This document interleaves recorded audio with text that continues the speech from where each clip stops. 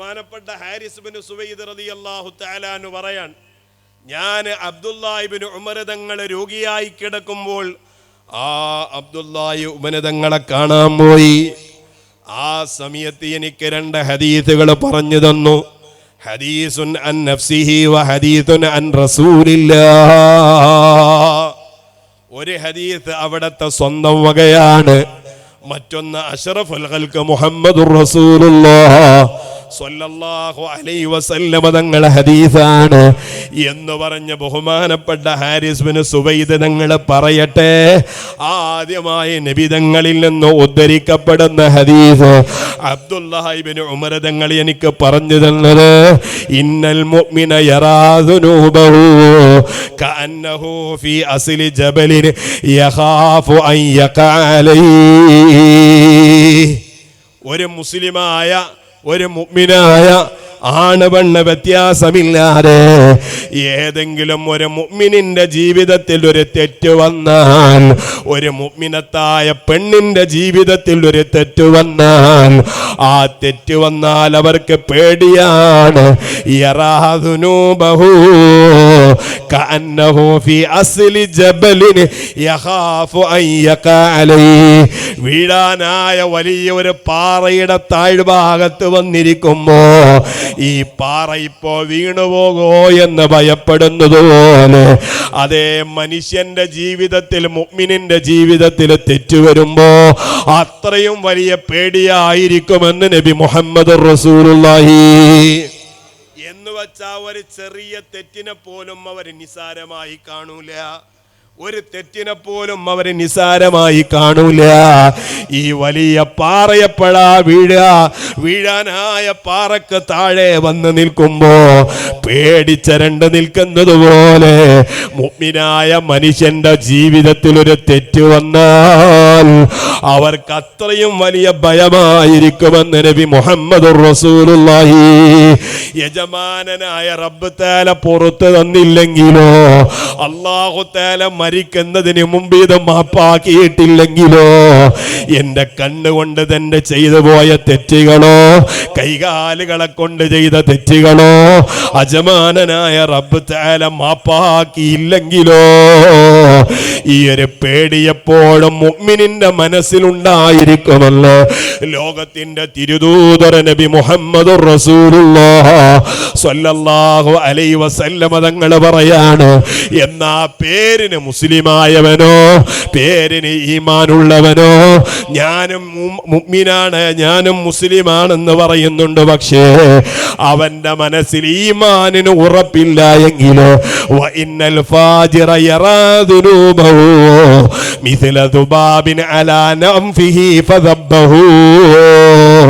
മഹാനായ അബ്ദുല്ലാഹി ഇബ്നു ഉമർ തങ്ങൾ പറയാണ്, ഒരു മനുഷ്യന്റെ മൂക്കിന്റെ മുകളിൽ ഒരു ഈച്ച വന്നിരുന്നാൽ എത്ര ലാഘവത്തോടെയാണോ അത് തട്ടി നീക്കുക, ഈ ഒരു ലാഘവത്തോടുകൂടെയായിരിക്കും ഈമാനില്ലാത്തവന് അതേ തെറ്റിനെ കാണുക എന്ന് ബഹുമാനപ്പെട്ട അബ്ദുല്ലാഹി ഇബ്നു ഉമർ. മൂക്കിന്റെ തലപ്പത്ത് ഒരു ഈച്ച വന്നിരുന്നാൽ അത് എത്ര ലാഘവത്ത് കഴിഞ്ഞില്ലേ, ഇത്രയുള്ളൂ തെറ്റ് എന്ന് കണക്കാക്കുന്നവരാണ് ഈമാൻ ഉറക്കാത്തവരെന്ന് ബഹുമാനപ്പെട്ട അബ്ദുല്ലാഹി ഇബ്നു ഉമർ. അല്ലാഹു കാക്കട്ടെ. ചെറുതായാലും പേടി വേണം. ചെറുതല്ലേ എന്നല്ല, ചെറുതാണല്ലോ എന്നാലും പേടി. അല്ലാഹു പുറത്തു തന്നിട്ടില്ലെങ്കിലോ, മേലായ റബ്ബെ അറിഞ്ഞും അറിയാതെയും ഞങ്ങളെ ജീവിതത്തിൽ വന്നുപോയ സകലമാന തെറ്റുകുറ്റങ്ങളും നീ മാപ്പ് നൽകണേ റഹ്മാനേ. ഓ എന്റെ മുഅ്മിനീങ്ങളെ, അതുകൊണ്ട് ഖേദിച്ച് മടങ്ങലിന് സമയം നീട്ടിവെക്കേണ്ടതില്ല. റബ്ബിനോട് കണ്ണീരൊഴുക്കി പ്രാർത്ഥന നടത്തുന്നത് സുബ്ഹാനല്ലാഹ് റബീഉൽ അവ്വലോ അല്ലെങ്കിൽ പരിശുദ്ധമായ റമളാനിന്റെ 27-ാം രാവോ കാത്തിരിക്കേണ്ടതില്ല. ഇന്ന് വന്നുപോയ തെറ്റിന് ഇന്ന് തന്നെ റബ്ബിനോട് സങ്കടം പറഞ്ഞ് തൗബ ചെയ്യണമെന്നാണ് മുഹമ്മദുർ റസൂലുള്ളാഹ്. നിബന്ധനകളൊത്ത തൗബ. ഒരു തെറ്റ് ചെയ്താൽ അപ്പടി ചെയ്തോളണം. അല്ലാഹു തആല നമുക്ക് നല്ല ബോധം തരട്ടെ. ഞങ്ങളെ നാട്ടിൽ കുറെ കൊല്ലം മുമ്പ്, അന്ന് നിങ്ങൾക്ക് ഓർമ്മ ഉണ്ടാവുമെന്ന് എനിക്കറിയില്ല. 27 രാവിൻ്റെ വലിയൊരു പരിപാടി നടക്കുക. അപ്പോൾ പള്ളിയിലൊക്കെ നേരെ ആൾക്കാരൊക്കെ കൂട്ടിയിട്ട് തൗബ ചെയ്യാൻ പോവാം. അപ്പോൾ 2 ചെറുപ്പക്കാരുണ്ടായിരുന്നു. ഓല് പറഞ്ഞ എടാ അന്ന് പള്ളിയിൽ തൗബ അടക്കല്ല, നമുക്കൊന്ന് പോയാലോ. അങ്ങനെ ഓല് 2 കൂടി പോയി. പോണ വഴിക്ക് മറ്റോ പറഞ്ഞു ഏതായാലും തൗബക്ക് പോവല്ലേ, ഏതായാലും തൗബക്ക് പോവല്ലേ, നമുക്ക് ഇബ്രാഹിം ഹാജിൻ്റെ തോട്ടത്തിൽ കയറിങ്ങാണ്ട് ഒരു തേങ്ങ കൂടി ഇട്ടത് തിന്നുങ്ങാണ്ട് പോയാലോ. ഏതായാലും തൗബക്ക് വന്നാൽ പിന്നെ എന്താക്കുക, ഇതും കൂടി കൊണ്ട് കൂട്ടുകാരക്കാം, എന്നാൽ പിന്നെ ആ തേങ്ങ കൂടി ഇട്ട് പോകാറ്. അതിൽ മറ്റവനെ പറ്റില്ല. മറ്റു മതി എനിക്കെന്ത് തീരെ അന്തല്ലേ, ഇതൊരു തൗബക്കല്ലേ പോണേ. ഇപ്പോഴാ പറയല് നമുക്ക് പോയി വരുമ്പോഴാണ്, പോയി വരുമ്പോൾ ഇതാണ് നമ്മളെ തൗബ. അല്ലാഹു കാക്കട്ടെ. നിബന്ധനകളൊത്ത തൗബ. തൗബ ചെയ്യുമ്പോൾ നിബന്ധനയോടുകൂടെ നിങ്ങൾ ചെയ്യണം. നിങ്ങളെ തൗബയെ നിങ്ങൾ പിന്തിപ്പിക്കാൻ പാടില്ല. മഹാനായ ലുഖ്മാനുൽ ഹക്കീം റളിയല്ലാഹു തആല അൻഹു മഹാനവരുകളുടെ പൊന്നുമോനെ വിളിച്ചിട്ട് പറഞ്ഞു, യാ ബുനയ്യ ലാ തുഅഖിറു തൗബ, പൊന്നുമോനെ നീ നിന്റെ തൗബയെ പിന്തിപ്പിക്കരുത് കേട്ടോ.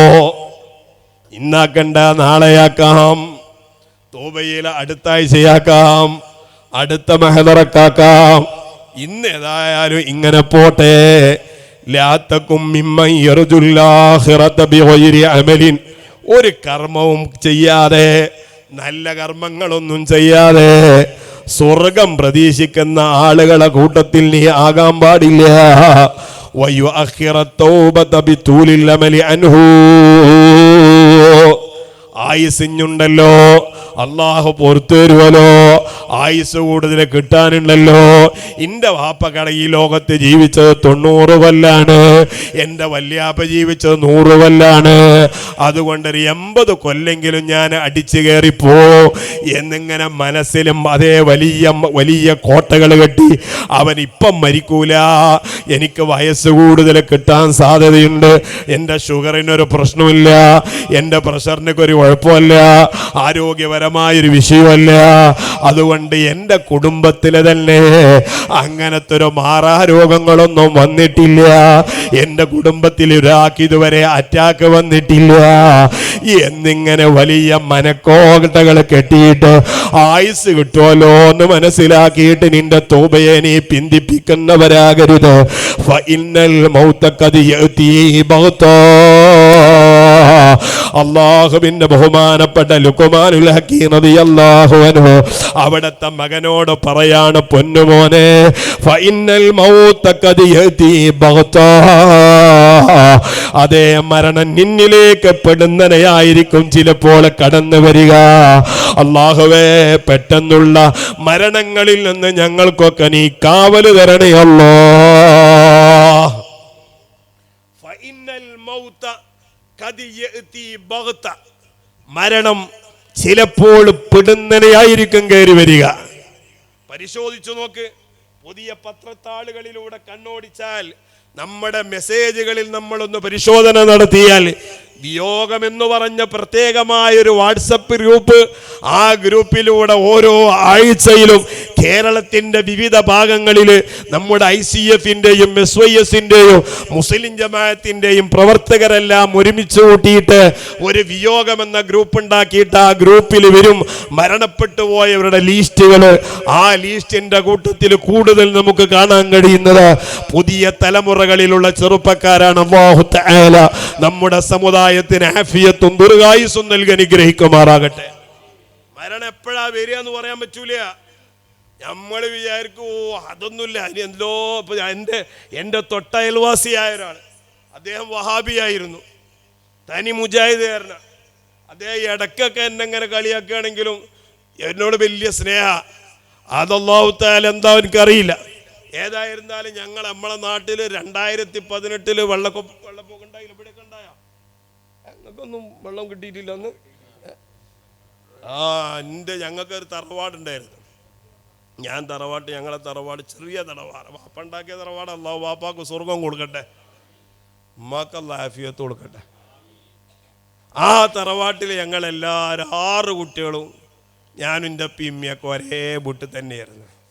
അന്ന് അവിടെ ആകൊരു പ്രശ്നം, വെള്ളമില്ല എന്നുള്ള പ്രശ്നം. വെള്ളമില്ല, ആഴ്ചയിലൊരുക്ക പൈപ്പിൽ വെള്ളം വന്ന് അത്രയും പ്രയാസമായിരുന്നു. അങ്ങനെ അൽഹംദുലില്ലാ വേറെ ഒരു 8 സെൻറ്റ് സ്ഥലം വാങ്ങി ഞങ്ങൾ വേറെ വീടെടുത്ത്. അൽഹംദുലില്ലാ അപ്പം നോക്കുമ്പോൾ 2018 വെള്ളം ഒന്നായിട്ട് അടുക്കളയിൽ വന്ന്.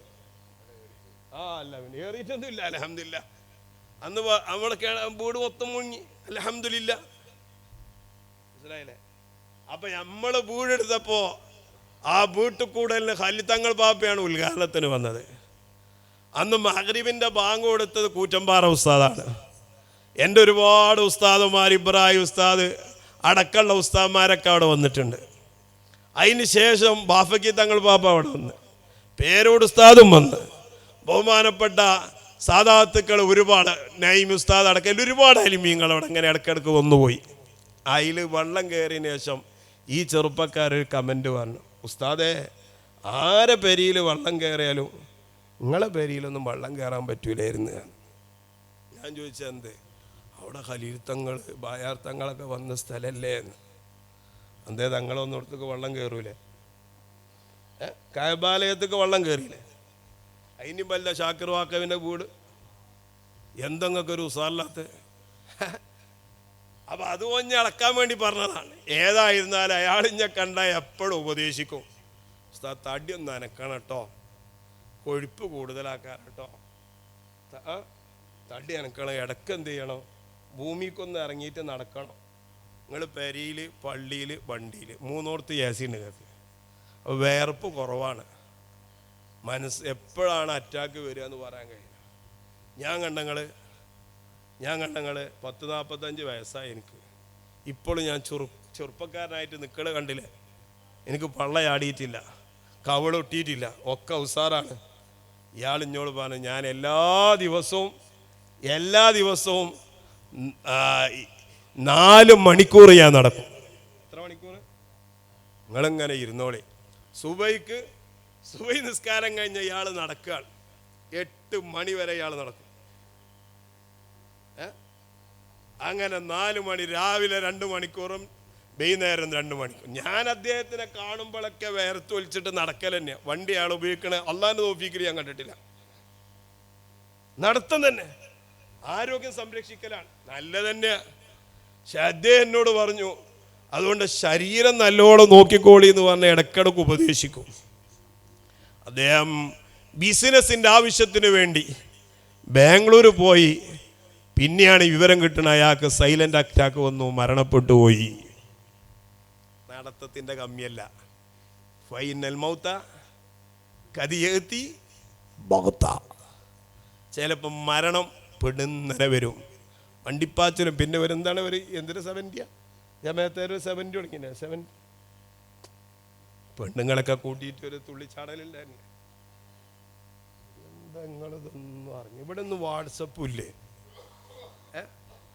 ജമാഅത്തേര് പെണ്ണുങ്ങളെ കൊണ്ട് സുബഹി നിസ്കാരം കഴിഞ്ഞാൽ പെണ്ണുങ്ങളും ആണുങ്ങളും കൂടിയിട്ടൊരു വ്യായാമം നടത്തുന്ന സംവിധാനം. ശരിക്കും നമ്മളെ ഉമ്മാരെ കൊളസ്ട്രോൾ കുറയണമെങ്കിൽ പെരിയിലെ പണി മര്യാദക്ക് എടുത്താൽ മതി. ഞാൻ ബെടുത്തന്മാരെ കുറിച്ച് സാദിസ്ഥാനോട് ഞാൻ ചോദിച്ച്, നല്ല ഉമ്മാരാ, അല്ലാഹു ആഫിയത്ത് കൊടുക്കട്ടെ. എന്തേ നിങ്ങൾക്ക് രണ്ടാക്കും എന്തൊരു ഉസാറില്ലാത്ത? അള്ളാഹു രണ്ടാക്കും ആഫിയത്ത് കൊടുക്കട്ടെ. ഉമ്മാരെ വീട്ടിൽ നമ്മൾ സാധാരണ ചെയ്തിരുന്ന ജോലികൾ ചെയ്താൽ തന്നെ നമ്മുടെ ആരോഗ്യം നിലനിർത്താൻ കഴിയുമായിരുന്നു. നമ്മളൊരു ഗ്രൗണ്ടിക്കും ഇറങ്ങണ്ട, ഒരു ഗ്രൗണ്ടിക്കും നമ്മൾ പോകണ്ട. പണ്ട് കാലങ്ങളിൽ നമ്മൾ ഇരുത്തിരുന്ന ജോലികളിലേക്ക് നമ്മൾ മടങ്ങി വരണം.